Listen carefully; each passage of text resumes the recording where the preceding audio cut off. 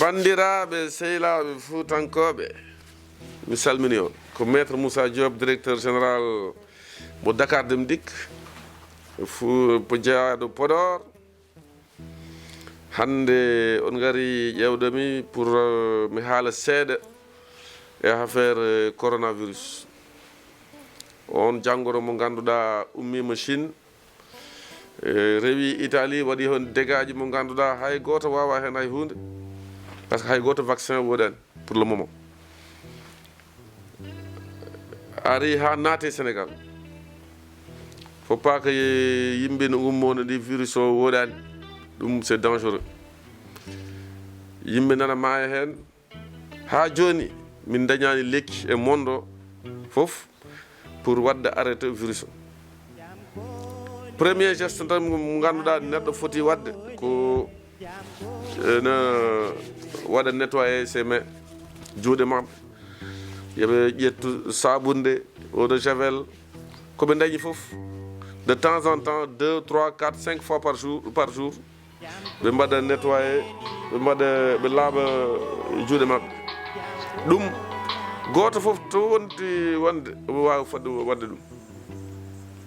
deuxième chose masque uji so tawi yimɓe ne dañi ɗum par ce que monde o foof joni yimɓe foof no gandi masque uji gasi kono noon min mbaɗa feere pour que ɓiɓɓe Fouta daña hen.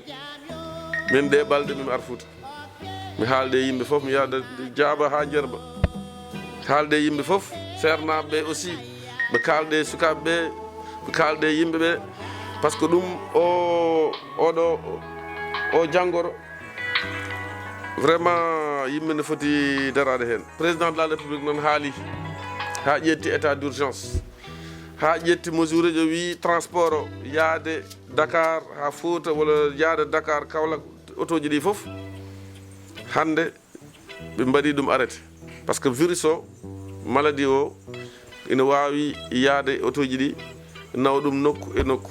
joni noon ɗum foof min mbaɗat invité Podor naɓe Foutankoɓe yoɓe daaro e affaire o ɓe mbaɗa feere ha vraiment maladie o wasa nadde e Fouta.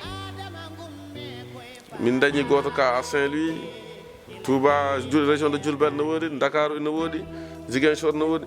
ɗum foof par ce que affaire o nana yaha. donc min mbaɗa waɗa invité vraiment population Fouta foof derrière Baba Mal mo ganduɗa kanko waɗi lancé o initiative. min kalde yimɓe foof pour que des précautions soient prises pour que o maladie waɗa ɗon stoppé.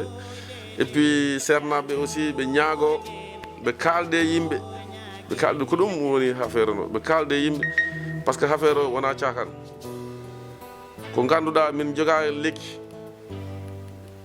on doit prévenir.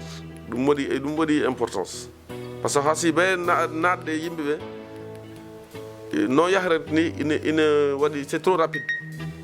voilà donc mbiɗa salmina yimɓe foof e ɗo invité les jeunes aussi ɓe jagge affaire o wiyete ko Fouta men janggo pour que vraiment affaire o wasa wadde dégâts aji kewɗi e nder communauté Fouta foof.